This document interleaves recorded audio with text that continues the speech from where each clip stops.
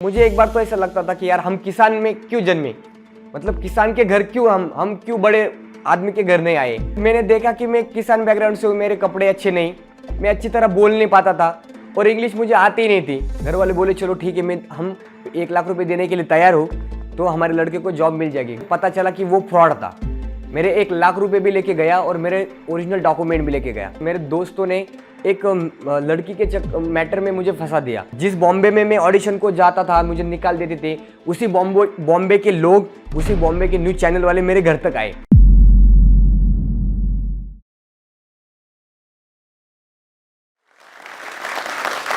Hollywood, Bollywood, Tollywood और उसके बाद में आता है हमारा मॉलीवुड। और मैं हूं मालेगांव से जुगाड़ू कमलेश। मालेगांव से 20 किलोमीटर की दूरी पे एक मेरा छोटा सा गांव है, देवरपाड़े बोल के, तो मैं वहां से हूं। मेरा पूरा परिवार खेती करता है और मैं खुद भी खेती करता हूं। मेरे बड़े भाई इंडियन आर्मी में है और मैं एक किसान हूं। कैसे, जैसे मछली के लड़के को तैरने के लिए बोलना नहीं पड़ता, उसी तरह किसान के लड़के को खेती करने के लिए बोलना नहीं पड़ता। तो हम बचपन से देखते आ रहे कि घर वाले खेती करते कि किसान का लड़का एक ही सोचता है, मतलब उसकी सबका एक सपना रहता है कि इंडियन आर्मी में जाए। तो मेरा भी बचपन से सपना था, क्योंकि मेरी हाइट अच्छी थी और लोग बोलते थे कि यार तेरी हाइट अच्छी है, तू इंडियन आर्मी में जा सकता है। तो मैंने ट्राई किया, मैं मेहनत करता था इंडियन आर्मी के लिए। तो मेरे साथ में एक एक्सीडेंट हुआ, मेरे पैर की 2 उंगलियां टूट गई। तो उसके साथ में मेरा इंडियन आर्मी का सपना भी टूट गया। तो जब सपना टूटता है ना तो बहुत बुरा लगता है। मतलब 1 साल में तो उससे निकला ही नहीं कि ये क्या हुआ मेरे साथ में। मैं मतलब जब हॉस्पिटल में था एडमिट, तभी मैं किसी से बात भी नहीं करता था कि यार इतना बड़ा सपना बचपन से देखा और एक दिन में टूट गया। बट उसके बाद में मैं अच्छा हुआ और मैंने फिर देखा चलो ये सपना टूट गया तो चलो बीसीए में एडमिशन लेते। किसी ने बोला था कि बीसीए में तू एडमिशन लेगा तो तू अच्छी जॉब करेगा, मतलब अच्छी नौकरी को जाएगा। मेरे घर वालों को भी बोला, तो मेरे घर वालों ने कैसे वैसे करके पैसे इकट्ठा करके मुझे बीसीए में एडमिशन दिलवाया और मैं बीसीए में जाने लगा। मैंने देखा कि मैं किसान बैकग्राउंड से हूँ, मेरे कपड़े अच्छे नहीं, मैं अच्छी तरह बोल नहीं पाता था और इंग्लिश मुझे आती ही नहीं थी। तो प्रॉब्लम ये होती थी कि मुझे कुछ समझ में नहीं आता था, वो इंग्लिश में बोलते थे। मैं पीछे वाले बेंच पे जाके बैठता था और 2 साल तो पता ही नहीं था कि ये बीसीए का स्टूडेंट है। किसी को पता ही नहीं था कि ये हमारा बीसीए का स्टूडेंट है। तो मैं पीछे बैठता था, 4 पेपर में फेल हो गया। तो वो 4 पेपर मैंने बहुत बार ट्राई किया पर मैं पास नहीं हुआ। तो जब मैं बीसीए में था तो एक गैदरिंग थी, कॉलेज गैदरिंग, एक फंक्शन था। वहाँ पे मुझे पता चला कि वहाँ पे एक सॉन्ग या नाटक की रिहर्सल चल रही। तो मैंने देखा ये मेरा बहुत दिल के करीब रिश्ता था एक्टिंग का। तो मैंने देखा चलो एक्टिंग में ट्राई करके देखते। तो जब गैदरिंग था, गैदरिंग कल थी और उसके पहले दिन में जाके वहाँ पे पहुंचा कि सर मुझे एक सॉन्ग गाना है गैदरिंग के लिए। तो वो बोले अभी नहीं होगा क्योंकि कल गैदरिंग है और तू आज कैसे करेगा। तो मैंने उनको बोला कि मुझे आते है, खाली सर सुन लो। वो सुन नहीं रहे थे, तो मैंने डायरेक्ट स्टार्ट कर दिया मेरी एक्टिंग। तो उन्होंने देखा कि तू एक्टिंग बहुत अच्छी से करता है, चलो तुझे गैदरिंग में पार्टिसिपेट हम कर लेते। उसके बाद में जब गैदरिंग हुई तो सब लोग मुझे पहचानने लगे कि यार ये बीसीए का कमलेश है, ये कमलेश बीसीए में था। मुझे बहुत अच्छा लगा कि यार चलो ये अच्छा है, कोई मुझे पहचान भी नहीं रहा था कि ये कौन है। तो एक्टिंग की वजह से ये लोग पहचानने लगे। तो मैंने सोचा चलो यार बीसीए छोड़ देते, अभी एक्टिंग की तरफ पे जाते। तो मैंने एक्टिंग की तरफ रुख किया। मुझे मतलब मैं एक्टिंग अच्छी करता था ये भी नहीं पता था। लोग बोलते थे अच्छी करता है, तो मैं एक्टर बन गया, मैं खुद को एक्टर समझने लगा और मैं निकल पड़ा बॉम्बे। और बॉम्बे गया, बॉम्बे जाने के बाद एक रिलेटिव के पास में रहा। तो एक दिन उन्होंने मुझे झेला, दूसरे दिन डायरेक्ट मेरी बैग फेंक दी और बोला कि चल तू अभी जा, हम तुझे ज्यादा दिन झेल नहीं सकते। और मुझे पता नहीं बॉम्बे में जाना कहाँ है, मैं इधर उधर घूमता रहा। तो मुझे याद आया कि यार एक मेरा बचपन का दोस्त है, बॉम्बे में रहता है। तो मैंने उससे कांटेक्ट किया कि उमेश गलांडे बोल के उसका नाम है, वो बॉम्बे में एक टेम्पो चलाता है। तो मैंने उससे बोला कि यार उमेश, मैं बहुत परेशानी में हूँ यार, मैं बॉम्बे में आया हूँ, जिसके पास रुका हूँ उसने मुझे निकाल दिया घर से बाहर और मैं एक ऑडिशन के लिए आया था, तो मैं क्या करूँ। तो वो बोला तू टेंशन मत ले, तू जहाँ पे है ना वहाँ पे खड़ा रहे। वो मुझे वहाँ पे लेने आया और मुझे घर लेके गया और मैं ऑडिशन में जहाँ पे जाना था वहाँ पे मैं ऑडिशन को गया। और ऑडिशन में वही हुआ लिटरली कि मैं एक किसान बैकग्राउंड से हूँ, मेरी लैंग्वेज अच्छी नहीं है, मैं अच्छी से एक्टिंग कर नहीं पा रहा हूँ, मेरे कपड़े अच्छे नहीं, तो उन्होंने भी निकाल दिया। मुझे एक बार तो ऐसा लगता था कि यार हम किसान में क्यों जन्मे, मतलब किसान के घर क्यों हम क्यों बड़े आदमी के घर नहीं आए, तो बहुत बुरा लगता था। तो वो मेरा दोस्त था, उसने मुझे पैसे दिए और मैं घर पे आ गया। फिर घर पे आने के बाद मैंने वो फैन निकाल दिया दिमाग से कि आज से कहा किसी पे ऑडिशन में जाऊंगा नहीं। मेरे घर वालों से थोड़ी बहुत पैसे लिए, 50,000 रुपये, उसमें मैंने एक होटल स्टार्ट किया। होटल स्टार्ट करने के बाद मुझे पता चला कि होटल में इनकम अच्छी से आती है। मैंने नौकरी का दिमाग से निकाल दिया था, क्योंकि मेरे साथ एक ऐसा हुआ था कि एक आदमी आया था कि वो बोल रहा था कि तुझे नौकरी को लगा देंगे। घर वालों को बोला कि तुझे एक जॉब दूंगा, अच्छी से जॉब दूंगा, वो भी सरकारी जॉब। घर वाले खुश हो गए कि यार सरकारी जॉब इसे मिल रही, तो घर वाले हाँ बोल दे। घर वाले बोले चलो ठीक है, हम 1 लाख रुपए देने के लिए तैयार हो, तो हमारे लड़के को जॉब मिल जाएगी। घर वालों को भी अच्छा लगता था कि यार ये जॉब कर, अच्छी सी नौकरी करेगा और सेटल हो जाएगा, हमारा टेंशन खत्म हो जाएगा। उन्होंने यहाँ वहाँ से 1 लाख रुपए इकट्ठा करके उस आदमी को दिए। बट वो आदमी ने 5-10 दिन बाद में पता चला कि वो फ्रॉड था। मेरे 1 लाख रुपए भी लेके गया और मेरे ओरिजिनल डॉक्यूमेंट भी लेके गया। तो तब बहुत बुरा लगा कि यार जिंदगी में मेरे साथ ही ऐसा क्यों होता है, क्यों मैं भी से फेल हो गया हूँ। मैं जॉब के लिए मेरे पैसे कोई लेके गया, मेरे डॉक्यूमेंट नहीं है, और मेरा एक्सीडेंट हुआ, उसमें मेरी उंगलियां चली गई 2। तो मैं बहुत टेंशन लेता था कि यार मेरे साथ ही क्यों होता था। फिर मैंने सोचा चलो यार अच्छा है, डॉक्यूमेंट नहीं तो मैं कभी भी जिंदगी में कभी सोचूंगा ही नहीं नौकरी के बारे में। तो मैंने उसके बाद में डॉक्यूमेंट निकाले भी नहीं। मेरा होटल अच्छे से चल रहा था, मैं अच्छा कमाता था भी था, मतलब अच्छा कमा भी रहा था। बट एक दिन ऐसा हुआ, मेरे दोस्तों ने एक लड़की के मैटर में मुझे फंसा दिया। मतलब एक मेरे से फ़ोन लिया और किसी लड़की को कॉल कर दिया, और मैं उस मैटर में फंस गया और मुझे पता भी नहीं था कि मैंने कुछ किया है, और उस गलती की मुझे सज़ा मिली। उसके बाद में मेरा नाम पूरा मिट्टी में मिल गया। हर लोग बोलता था कि ये लड़का बहुत ख़राब है, इसने कुछ किया होगा तभी इसकी शिक्षा इसे मिली। तो मेरे से कोई बात भी नहीं करता था। मतलब घर वालों तक लोग आते थे कि बोलते थे कि यार तुमने कैसा बेटा पैदा किया कि उसने पूरे गांव में नाम खराब कर दिया। मतलब एक टाइम ऐसा आया था कि मैं सोचता था कि यार अभी नहीं रहने का, मतलब अभी कुछ कर लूँ। मेरे दिमाग में मैं पूरा डिप्रेशन में चला गया था, क्योंकि मेरे पापा है अच्छे आदमी, उनके पूरे गांव में अच्छा नाम था, सब लोग उनको पहचानते थे। मेरे गांव में कोई ऐसा नहीं था कि मेरे पापा की तरफ उंगली करे, और मेरी वजह से मेरे पापा का, मेरे पूरे परिवार का नाम खराब हुआ था। तब मुझे बहुत बुरा लगा। सब लोग आते थे, पापा को खुद मुंह पे बोलते थे, मुझे मुंह पे बोलते थे कि यार तू गलत आदमी है, तूने गलत किया। मेरे से कोई बात भी नहीं करता था, रास्ते से जाता था तो लोग रास्ता चेंज कर देते थे, और मैंने कुछ गलती की नहीं थी। जो गलती की नहीं उसकी मुझे सजा मिल रही थी। एक दिन मैंने सोचा कि चलो अभी ये जिंदगी खत्म कर डालते। तो मैंने 2 बार सुसाइड की कोशिश भी की, और बाद में सोचता था कि अगर मैंने कुछ किया तो मेरे जिंदगी में मेरे पापा पे ये कलंक रहेगा कि तेरे लड़के ने कुछ किया होगा इसलिए उसने सुसाइड कर ली, वो मर गया। तो मैंने सोचा नहीं यार, मैं सबको तो बोल नहीं सकता कि मेरी गलती नहीं, बट एक दिन ऐसा लाऊंगा कि सब लोगों को पता चलेगा कि मेरी गलती नहीं थी। उसके बाद में मैंने फिर वापस से जर्नी स्टार्ट की। बट एक चीज थी कि मेरे घर वालों ने मुझे कभी बोला नहीं। मेरे घर वाले बोलते थे कि हमारा तेरे पे भरोसा है, तू ऐसी गलती कभी कर ही नहीं सकता, हमें पता है, लोग जाने दे, लोग को बोलने दे, लोग क्या बोलते हैं उस पर ध्यान मत दे, तू टेंशन मत ले। मेरे घर वाले हर बार बोलते थे तू टेंशन मत ले, हम है। मुझे हर बार बताते थे कि कुछ, मैं जब भी बैठता था ऐसा मायूस था तो घर वाली माँ बोलती थी तूने गलती की नहीं बेटा, मेरा तुझ पे भरोसा है, हमारा भरोसा कभी तोड़ेगा नहीं, उनको पता है। तू वापस ऐसा कर कि ये लोग तुझे मिलने के लिए तरसेंगे। एक दिन ऐसा ला कि ये लोग तेरे पापा को मिलने के लिए तरसेंगे। तो उसके बाद में मैंने सोचा, उसके बाद में मैंने फिर काम स्टार्ट किया। मैंने फिर देखा चलो कुछ ऐसा करेंगे यार कि कुछ अलग हो। मतलब मैं फिर मेरे पापा के काम में हाथ बटाने लगा। फिर मेरे पापा एक दिन खेत में काम कर रहे थे, स्प्रे कर रहे थे, तो मैंने देखा कि पापा स्प्रे कर रहे हैं, चलो हम भी स्प्रे करेंगे। तो मैंने खेती में पूरा ध्यान दिया। उसके बाद में मैंने सब छोड़ दिया, होटल मेरी बंद हो गई, मुझे नौकरी नहीं थी, मैं भी से फेल हो गया, ऑडिशन को जाता था तो रिजेक्ट होता था, लास्ट का ऑप्शन था खेती।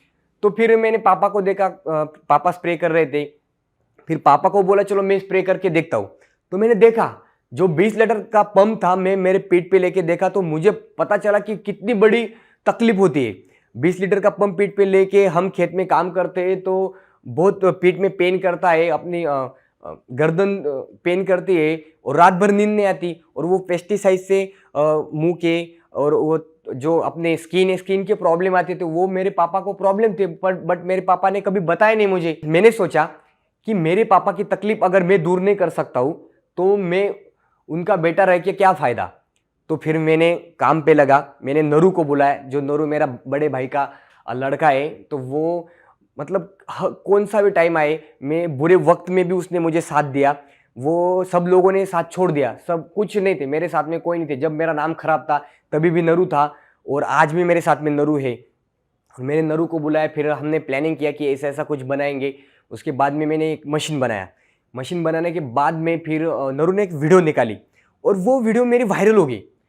हर तरफ जुगाड़ू कमलेश का नाम सब बोलते थे कि किसानों के लिए जुगाड़ू कमलेश ने कुछ नया इन्वेंशन किया। उसके बाद में मेरा नाम होने लगा।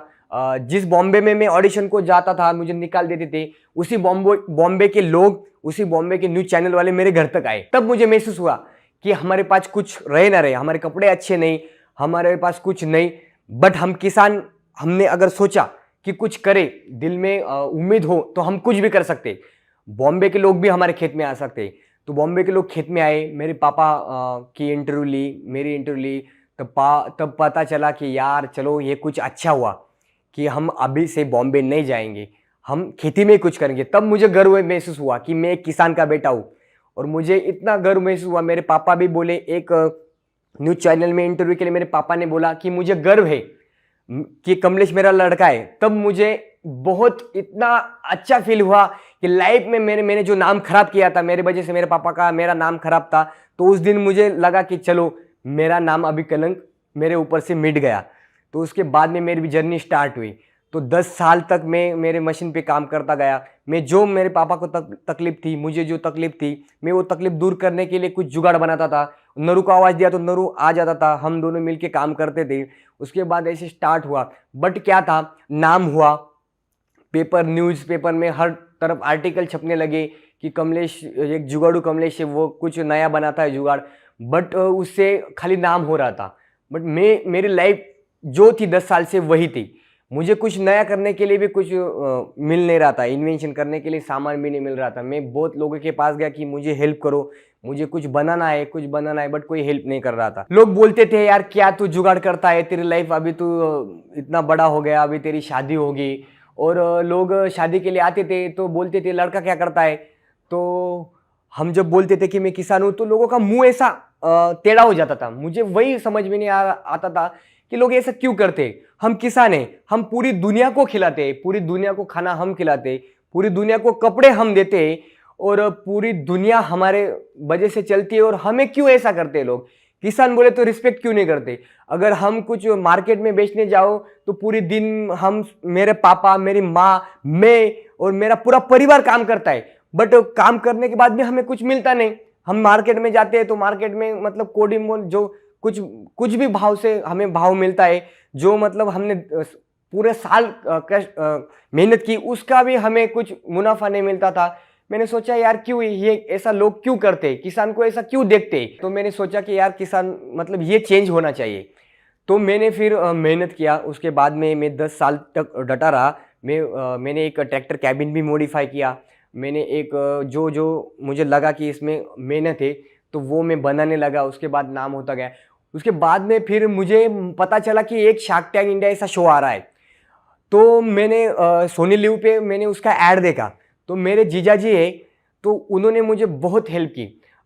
वो ऐसे आदमी थे, वही मुझ पे भरोसा रखते थे कि वो वही बोलते थे कि लाइफ में तू कुछ करेगा, तू छोड़ मत। अगर तू ये भी करेगा, एक्टिंग भी करेगा और होटल भी चलाएगा और दूसरा भी कुछ करेगा, तो तू लाइफ में कुछ नहीं करेगा। ऐसा कुछ कर कि वही लाइफ टाइम कर, एक दिन तुझे सक्सेस जरूर मिलेगी।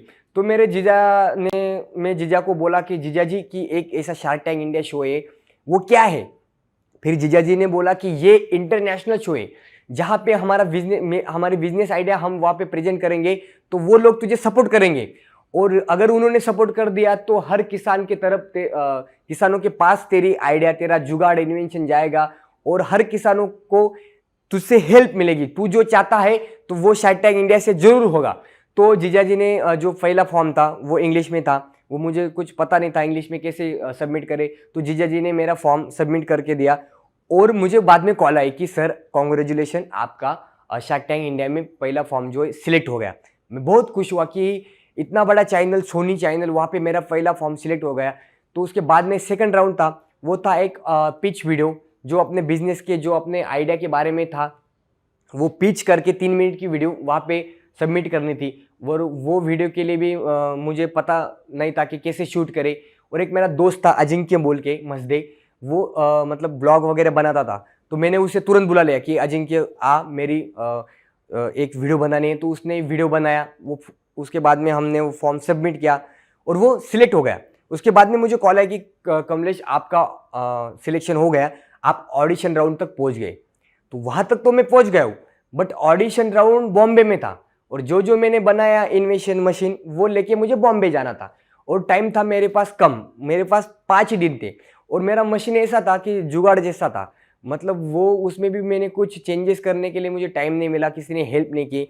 तो मेरा एक दोस्त था, वो वर्कशॉप था उसका, उसे मैंने कॉल किया कि भाई मुझे ऑडिशन को जाना है और अब हमारी मशीन को पेंट वगैरह करना है, अच्छे से बनाना है। तो वो आ गया, वो उसी दिन काम छोड़ के मेरे पास आया। किशोर बोल के उसका नाम है, यशवंत, तो उसका वर्कशॉप है, उसने मुझे हेल्प किया बनाने के लिए। और बॉम्बे में मेरा दोस्त जो उमेश गलांडे बोल के, जो मुझे हर बार हेल्प करता है, पहली बार भी बॉम्बे गया था तो उसने हेल्प की। उसको मैंने बोला कि मैं बॉम्बे आ रहा हूँ, ऐसा ऐसा होटल है, वहाँ तक मुझे जाना है। तो मैं वहाँ तक पहुँचा उसके घर के पास। बट क्या हुआ, मेरी गाड़ी ख़राब हो गई अचानक, और मुझे पहुँचना था 10 बजे, मेरा ऑडिशन था। समझ में नहीं आ रहा था क्या करूँ, मैं पूरा परेशान हो गया। और वो मेरा दोस्त बोला कि भाई जब मैं परेशानी में था तो तब तूने मुझे साथ दी, अब तू परेशानी में, टेंशन मत ले, मैं तुझे सही सलामत वहाँ तक 11 बजे 10 बजे जो मेरा टाइम था वहाँ मैं तुझे पहुँचाऊँगा। उसने उसकी टेम्पो था, उस टेम्पो लिया और मेरी जो इन्वेंशन था, मैंने जो जुगाड़ था वो उसमें डाला, और हमें ऑडिशन के जो होटल थी वहाँ पहुँचा। मतलब लाइफ में कुछ हो ना हो, बट अच्छे दोस्त जरूर होने चाहिए।